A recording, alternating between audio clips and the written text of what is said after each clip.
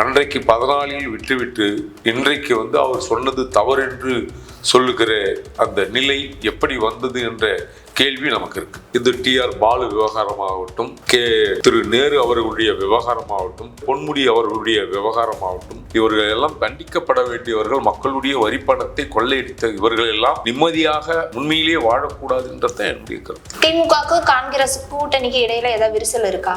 இல்ல, இது விரிசல் இருப்பதாகத்தான் நான் கருதுகிறேன். ஏனென்று சொன்னால், திட்டமிட்டு காங்கிரஸையும் ராகுல் காந்தியும் புறக்கணித்திருக்கிறார்கள் என்பதை நாம் கருத்தில் கொள்ள வேண்டும். பிஜேபிக்கு துணை நிற்பது போல் இவர்கள் திமுக காரர்கள் நிற்கிறார்களே தவிர முழுமையாக காங்கிரசுக்கு ஆதரவாக இல்லை. கை நம்மை விட்டு போகாது என்று பேசிய திரு உதயநிதி அவர்களுக்கெல்லாம் அச்சம் கொடுப்பது போல் கை சூரியனை விட்டு திமுக விட்டு காங்கிரசுக்காரர்கள் அவர்களை திமுகவை கை கழுவி விட்டார்கள் என்பது போலத்தான் இருக்கிறது. அழகிரி 2014 அவர் 10 கப்பல் வாங்கினதா சொல்லியிருக்காருல, அந்த விஷயம் இவருக்கு டிஆர் பாலுக்கு முன்னாடி தெரியுமா?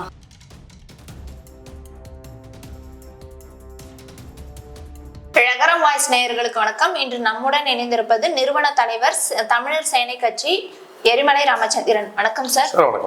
இப்போ டிஆர் பாலு அவர் குடும்பத்துல 21 நிறுவனங்கள் சொந்தமா இருக்கிறதா அண்ணாமலை தெரிவிச்சிருக்காரு. அதன்படி உங்களுக்கு கருத்து என்ன சார்? இல்ல, அவர் அம்மையாருக்கு எம்பியா இருந்தாரு. ஆனா திமுகவில் அவர் வருகின்ற பொழுது சாதாரண ஒரு ஓட்டுநராக வந்ததா தகவல் இருக்கு. இன்றைக்கு அவருக்கு இத்தனை நிறுவனங்கள், நிறைய பல கோடி சொத்துக்கள் எப்படி வந்துச்சுன்றதே தெரியாத ஒரு சூழல் தான். தமிழக மக்கள் அவருடைய வருமானம் எப்படி, இப்படிப்பட்ட பொருளாதார தரம் எப்படி உயர்ந்து இருந்தது என்ற கேள்வியை மக்கள் கேட்கிறார்கள். அந்த கேள்வியின் அடிப்படையில் தான் திரு அண்ணாமலை அவர்கள் இப்படிப்பட்ட ஒரு செயல், பணம் எப்படி இவருக்கு வந்தது, அப்படி என்றால் நேர்மையான வழியில் எவ்வளோ பெரிய தொகையை உருவாக்குவதற்குண்டான சாத்தியக்கூறுகள் இல்லை. அப்படி என்றால் இவர் ஏதோ தவறான வழியில் பணத்தை ஈட்டிருக்கிறார், பொருளாதாரத்தை மேம்படுத்தியிருக்கிறார் என்ற நோக்கில் தான் திரு அண்ணாமலை அவர்கள் இவர் மீது வழக்கு போட்டிருக்கிறார். இப்போ அழகிரி 2014 இவர் கப்பல் துறை அமைச்சரா இருக்கும் போது இவர் 10 கப்பல் வாங்கியிருக்கிறதா சொல்லியிருக்காரு. அவர் என்ன நோக்கத்துல அப்படி சொல்லியிருப்பாரு? இல்ல அவர் உண்மையாலே 10 கப்பல் தான் வாங்கியிருந்தாரா? இல்ல, அது மீன்பிடி கப்பல் 10 கப்பல் வாங்கியதாக திரு ஸ்டாலின் அவருடைய அண்ணன், உடன் பிறந்த அண்ணன் திரு முத்துவேல் கருணாநிதியினுடைய மகன், மூத்த மகன் திரு அழகிரி, மூக அழகிரி அவர்கள் அமைச்சராக இருக்கின்ற காலத்தில் அவருக்கு தெரியாத இப்படி ஒரு செயல் நடப்பதற்குண்டான வாய்ப்பும் சாத்தியக்கூறுகளும் இல்லை. ஆனால் அன்றைக்கு திரு அழகிரி அவர்கள் 10 கப்பல் டிஆர் பாலு வாங்கியிருக்கிறார் அப்படி என்ற வெளிப்படையான அறிக்கையை கொடுத்தார். அன்றைக்கு எதிர்த்து கேள்வி கேட்க திறன் இல்லாத, முடியாத இருந்த டிஆர் பாலு அவர்கள் திரு கருணாநிதி மறைவுக்கு பிறகு இவர் அப்படி சொல்லியிருப்பதற்குண்டான சாத்தியமோ வாய்ப்போ எதுவும் இல்லை அப்படி என்பது போல் அது உண்மையைத்தான் சொன்னார் அப்படின்றதுதான் உண்மையான கருத்து. ஆனால் நேற்று நீதிமன்றத்தில் திரு டிஆர் பாலு அவர்கள், நான் கப்பல் வாங்கியது உண்மைதான், ஆனால் 10 இல்லை 2 தான் வாங்கியிருக்கிறேன் அப்படி என்று நீதிமன்றத்திலேயே சொல்லியிருக்கிறார். அப்படி என்றால் ஒரு கப்பல் பல்லாயிரம் கோடி, பல நூறு கோடி மதிப்புள்ள கப்பலை வாங்குகிற அளவுக்கு இவருடைய நிதிநிலை எப்படி பெருகியது என்பதற்குண்டான கேள்வியும் கணக்கும் திரு அண்ணாமலை அவர்கள் கேட்டிருக்கிறார். இந்த ஃபைல் டிஎம்கே அப்படின்ற பேரில் தான் பல்வேறு முறைகேடுகள் செய்த முக்கியஸ்தர்களாக இருக்கிற, விஐபிகளாக இருக்கிற, திமுகவில் முதன்மை பொறுப்பிலும் அமைச்சராகவும் இருக்கிறவர்கள் மீது பல குற்றச்சாட்டுக்களை திரு அண்ணாமலை அவர்கள் எழுப்பியிருக்கிறார்கள். அந்த வகையில் திரு டிஆர் பாலு அவர்கள் இந்த 2 கப்பல் வாங்கியது உண்மை என்று ஒத்துக்கொண்டாலும் கூட இந்த 2 கப்பல் வாங்குவதற்குண்டான தொகை எங்கிருந்து வந்தது என்பதை அவர் வெளிப்படையாக சொல்ல வேண்டிய கடமையும் கட்டாயமும் இருக்கு. இப்போ வந்து அண்ணாமலை வந்து அவருக்கான 10,000 கோடி மதிப்புள்ள சொத்து மற்றும் கப்பல் இதற்கான ஆதாரம்லாம் அண்ணாமலைக்கு எப்படி கிடைச்சது, எங்க இருந்து வந்தது? அவர் ஏற்கனவே வந்து இன்றைக்கு ஆளுகின்ற அரசு, மத்தியில் ஆளுகின்ற அரசு, பிஜேபி அரசினுடைய முன்னாள் மாநில தலைவர் தான் திரு அண்ணாமலை அவர்கள். அவர் ஏற்கனவே ஒரு IPS ஆபீசர் இல்லையா, காவல்துறை உயர்ந்த பதவியில் இருந்து அரசியலுக்கு வந்த ஒரு முக்கியமானவர்.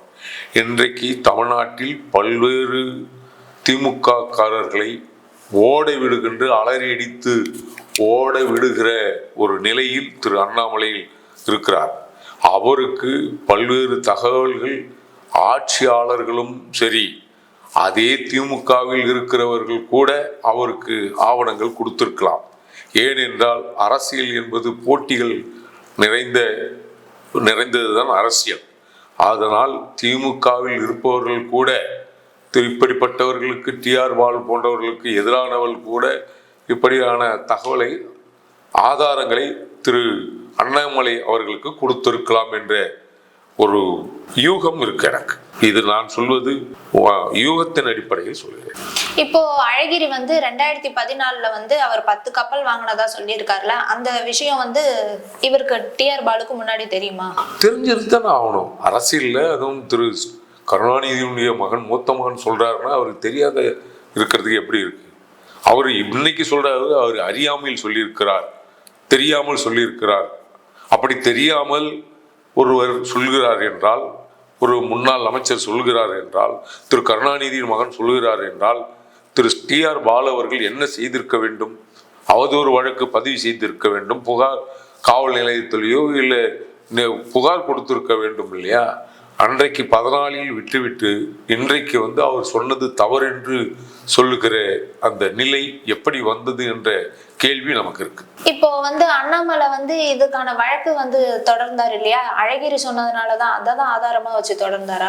இல்ல, அது ஒரு 10 கப்பல்ன்றத வந்து அழகிரி சொன்னதுனால. ஆமா, அந்த அவரு தானே அது வெளிப்படையா சொன்னதுன்னு. அவர் மறைச்சி பேசல, யாருக்கும் ரகசியமாக தகவல் அனுப்பல. இது பல்வேறு செய்தித்தாள்களில் வந்த, ஊடகங்களில் வந்த செய்தியின் அடிப்படையில் திரு கருணாநிதியினுடைய மகன் பொய் சொல்வாரா அப்படி என்பதுதான், திரு கருணாநிதி மகன் உண்மை சொல்லியிருப்பார் என்ற நோக்கில் தான் எல்லாரும் பார்த்தாங்க, நம்மளும் பார்த்தோம். அதுபோல எடுத்திருக்கலாம். அதனால அதை மையமா வச்சு வழக்கு தொடுத்திருக்கலாம். இந்த தொடர்பான வழக்கை வந்து ஏன் முன்னாடியே தொடங்காம ரொம்ப லேட்டா தொடங்கினாங்க? இல்ல, காலம் எப்போ வழக்கு இப்பதானே எல்லாருமேலையும் வழக்கு தொடர வேண்டியிருக்கு. அதனால இப்போ காலம், இதுவும் ஆட்சி மாற்றம் 2026க்கு பிறகு ஆட்சி மாற்றம் வந்த பிறகு இன்றைக்கு திமுகவில் உயர் பதவி, முக்கிய பதவிகள் இருக்கிறவர்களெல்லாம், அமைச்சர்களாகவும் இருப்பவர்களெல்லாம் நாள் எதிர்காலத்தில் சிறை போவது உறுதியான நிலைதான்.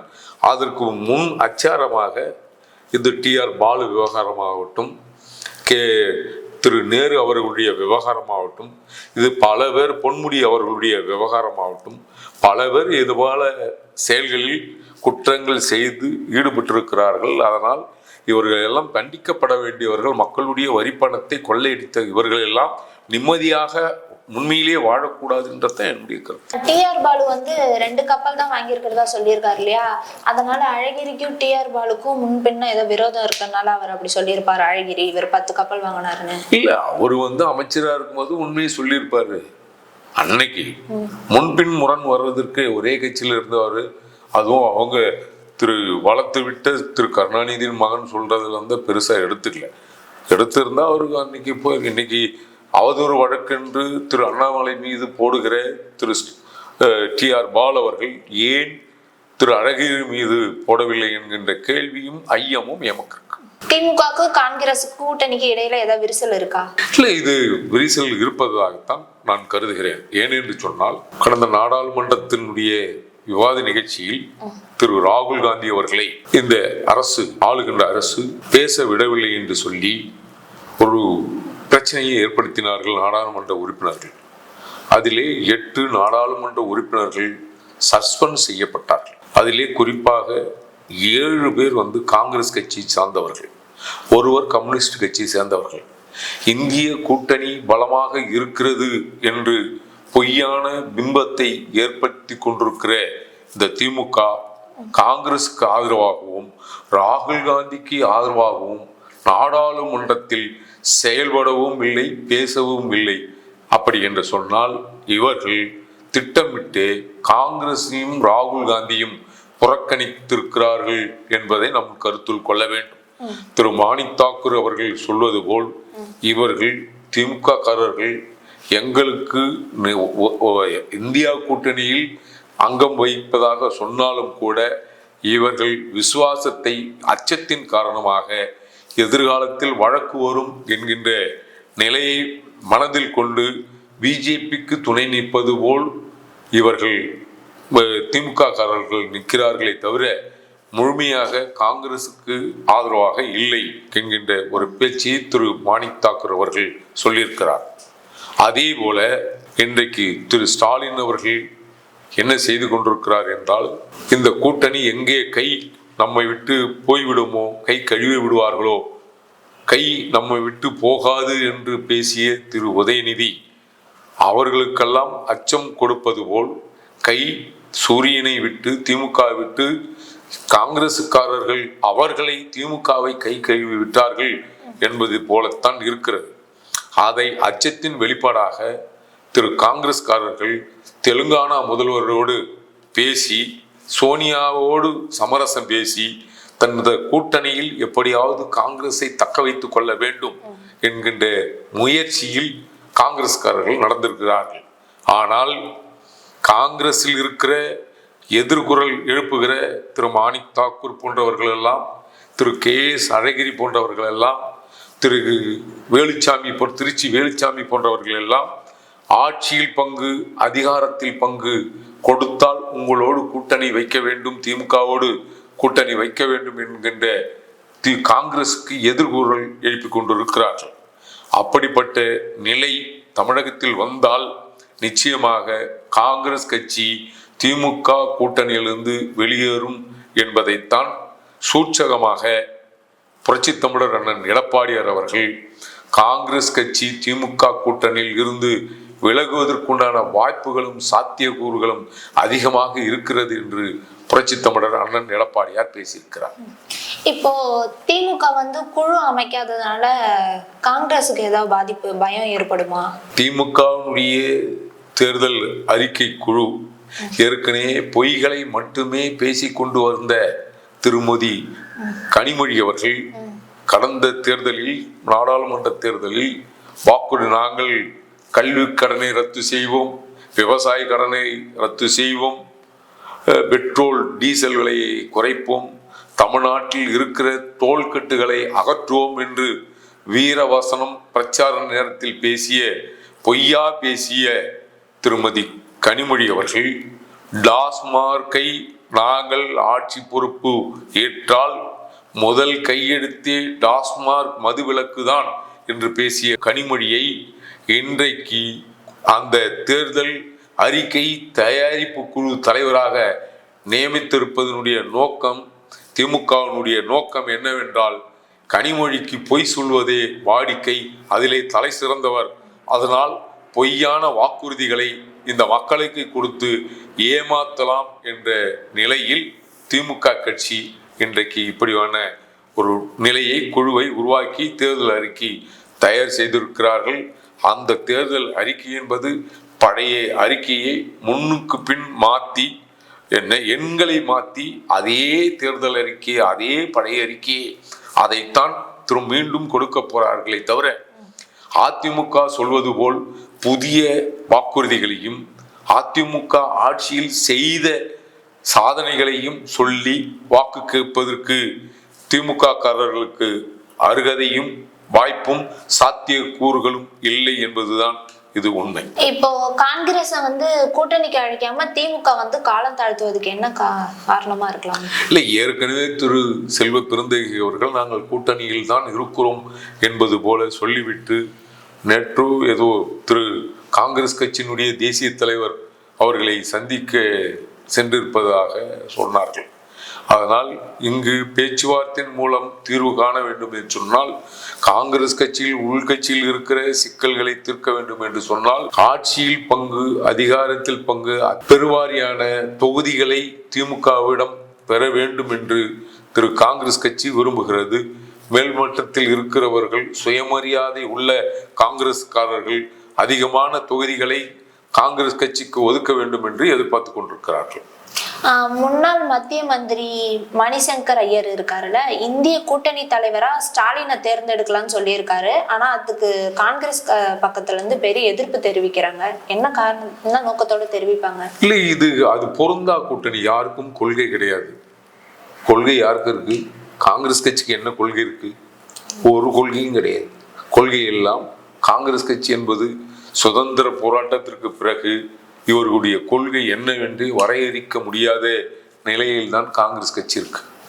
முதலாளி வர்க்க போராட்டத்தை கையில் எடுத்து போராடிய அன்றைக்கு இருந்த கம்யூனிஸ்டுக்காரர்கள் இன்றைக்கு வங்கியில் பணத்தை பெற்றுக்கொண்டு கூட்டணி ஆதரவு தெரிவிக்கிறார்களே தவிர மக்கள் பிரச்சனையை தீர்ப்பதற்காக கூட்டணி வைக்கவில்லை என்பதை கம்யூனிஸ்டுக்காரர்கள் வெளிப்படையாக அறிவித்திருக்கிறார்கள். அதே போல என் வாழ்நாளில் எந்த காலத்திலையும் திமுகவோடு கூட்டணி வைக்க மாட்டேன் என்று வீரவசனம் மேடைகளில் சபதம் ஏற்ற வைகோ அவர்களும் எந்த மனநிலையில், எந்த கொள்கை பிடிப்பில் திமுகவோடு கூட்டணி வைத்திருக்கிறார் என்கின்ற கேள்வி இருக்கு. அதே போல கடைசி எந்த நேரத்திலும் எந்த சூழ்நிலையிலும் கருணாநிதியினுடைய சாம்பல் கூட பட்டியல் சமூக மக்களுக்கு எதிராக இருக்கும் என்று பேசிய தோழர் திருமாவளவன் அவர்கள் காங்கிரஸ் இருக்கிற கூட்டணியில் நான் ஒரு காலமும் அங்கம் வகிக்க மாட்டேன் என்று வெளிப்படையாக பொதுக்கூட்டங்களில் அறிவித்த தோழர் திருமாவளவன் எந்த கொள்கையின் அடிப்படையில் காங்கிரஸோடு திமுகவோடு கூட்டணி வைத்திருக்கிறார் என்ற கேள்வி இருக்கு. ஆக நான் குறிப்பிட்ட இத்தனை கட்சிகளும் கொள்கை இல்லாமல் நீர்த்து போனவர்களாக, கொள்கை அற்றவர்களாக, காங்கிரசுக்கும் கொள்கை இல்லை, கம்யூனிஸ்டுக்கும் கொள்கை இல்லை, மதிமுகவுக்கும் கொள்கை இல்லை, விசிகாவுக்கும் கொள்கை இல்லை, கொள்கை இல்லாதவர்கள் சேர்ந்து இருக்கிற ஒரு கூட்டணித்தான். அந்த கூட்டணிக்கு பொய்யான ஒரு பெயர் வைத்திருக்கிறார்கள்.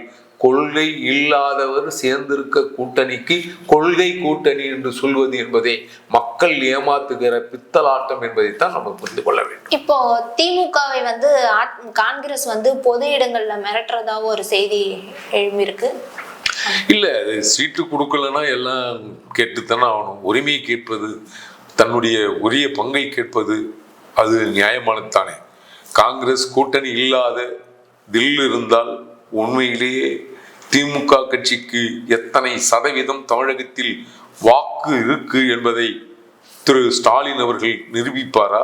திமுக நிரூபிக்குமா? திராவிட மாடல் நிரூபிக்குமா என்று கேட்டால் திமுகவுக்கு உண்மையிலேயே வாக்கு சதவீதமே இல்லை. வாக்கு சதவீதமே இல்லாத கட்சியோடு கூட்டணி சேருகிற இவர்கள் எல்லாம் என்ன சொல்வது என்றே நமக்கு தெரியவில்லை. திமுகவை சேர்ந்த ராஜா கண்ணப்பன் இருக்காரு இல்லையா, அவர் காங்கிரஸ் இருந்தாலும் இருக்கட்டும் இல்லாட்டி போகட்டும் மாதிரி சொல்லியிருக்காரு. அவர் என்ன நோக்கத்துல சொல்லியிருப்பாரு? அவர் திமுக தோக்க வைக்கணும். ஏன்னா அவரு வளர்ந்ததெல்லாம் அதிமுகவில் இருந்து திமுகவில் தஞ்சமடைந்து இன்றைக்கு அமைச்சர் பதவி எப்படியோ பெற்றுவிட்ட ராஜ கண்ணப்பன் அவர்கள் திமுகவை எப்படியாவது விடுத்துலாம், அதிமுகவை, அம்மாவினுடைய ஆட்சியை, புரட்சி தலைவர் எம்ஜிஆருடைய ஆட்சியை தமிழகத்தில் மலர வைப்பதற்காக மறைமுகமாக சப்போர்ட் செய்கிறார், துணை நிற்கிறார். அதுதான் அதனுடைய வெளிப்பாடு தான். காங்கிரஸை கூட்டணியிலிருந்து நீக்கிவிட்டால் நிச்சயமாக அதிமுக வெற்றி பெற்று விடும், அது நமக்கு நல்லதுதான் என்ற எண்ணத்தில் கூட, நல்ல எண்ணத்தில் கூட அவர் சொல்லியிருக்கலாம் என்று நான் நினைக்கிறேன். திமுகக்கும் அதிமுக காங்கிரஸுக்கும் நடுவுல போர் மாதிரி பேச்சுவார்த்தை போயிட்டு இருக்கு. இது கடைசியில யாருக்கு சாதகமா அமையும்? இது சந்தேகமே இல்லை. கொள்கை கூட்டணியுடைய தமிழ்நாட்டினுடைய நலனை கருத்தில் கொண்டு தமிழக மக்களுடைய சிக்கல்களை தீர்ப்பதற்காக அருமையான தமிழ்நாடு மத்தியிலும் மாநிலத்திலும் ஆட்சி அமைப்பதற்காக ஒரு சிறப்பான கூட்டணியை புரட்சி தமிழர் அண்ணன் எடப்பாடியார் தலைமையில் ஒரு பெரிய கூட்டணி, அஇஅதிமுக தலைமையிலான கூட்டணி இப்போ உருவாக்கி இருக்கிறார்கள். இந்த கூட்டணி என்பது வருகின்ற 26 தேர்தலில் அதிமுக ஆட்சி அமைக்கும், திமுக அகற்றப்படும், அவர்களுடைய அட்டுழியங்கள், ஆணவ துஷ்பிரயோகங்கள், அதிகார துஷ்பிரயோகங்கள் எல்லாம் வெட்ட வெளிச்சமாக்கப்படும். அவர்கள் மீது, தவறு செய்த இழுத்தவர்கள் மீது, கொள்ளை அடித்தவர்கள் மீது, ஊழல் செய்தவர்கள் மீது நிச்சயமாக அதிமுக ஆட்சி வந்தால் அவர்கள் மீது வழக்கு பாய்ந்து கோர்ட்டுக்கும் நீதிமன்றத்துக்கும் அலைகிற ஒரு சூழல் எதிர்காலத்தில் வரும். காங்கிரஸ் தலைமையில மாணிக்கம் தாகூர் தான் இப்போ ஆட்சியில பங்குலாம் கேட்டுட்டு இருக்காரு இல்லையா? இதனால திமுக இதுக்கப்புறம் பங்கு தரதுக்கு எதனா வாய்ப்புகள் இருக்கா? அப்படி அதுதானே சரண்டர் ஆனதுனால தானே சோனியா காந்திக்கு பேசுவதற்கு தானால முடியலன்றதானே தெலுங்கானா முதல்வருடைய உதவியை நாடி இருக்கிறார்கள். அப்படி என்றால் ஆட்சியில் பங்கு சாத்தியம் இருக்கோ இல்லையோ, ஆனால் காங்கிரஸை கழற்றி விடுவதற்கு, வெளியேற்றுவதற்கு அவர்கள் திமுக காரர்கள் தயாராக இல்லை. காங்கிரசிடம் மண்டியிட்ட திமுக என்பதுதான் நிதர்சனமாக உண்மை. மாணிக்கம் தாகூர் இப்ப விருதுநகரோட எம்பியா இருக்காரு. அவர் மேலும் மதுரை மாவட்டத்துல ஒரு தொகுதிக்கு நிக்கிறதாவும் கேட்டிருக்காரு. அவருக்கு கொடுப்பாங்களா? மாணிக் தாகூர் வெளிப்படையா சொல்லிட்டாரு, இனிமே எனக்கு எம்பி பகுதி, எம்எல்ஏ பதவி வேண்டாம், நான் நிற்பதற்கெல்லாம் இல்லை, அதெல்லாம் ஒரு பொறுப்பே இல்லைன்ற மாதிரி தான் பேசியிருக்காரு. அவர் பொறுப்பு மீது ஆசைப்படாமல் காங்கிரஸ் கட்சியினுடைய சுயமரியாதை மீது அக்கறை கொண்டுதான் திமுக செய்த அட்டுழியங்களை வெளிப்படுத்துகிற விதமாகத்தான் திமுக நாடாளுமன்றத்தில் நடந்து கொள்கின்ற விதங்களை எடுத்து சொல்கிற நிலையில்தான் திரு மாணிக் தாகூர் பேசிக் கொண்டிருக்கிறார். உங்கள் கருத்துக்களை தெரிவித்ததுக்கு நன்றி சார். வணக்கம்.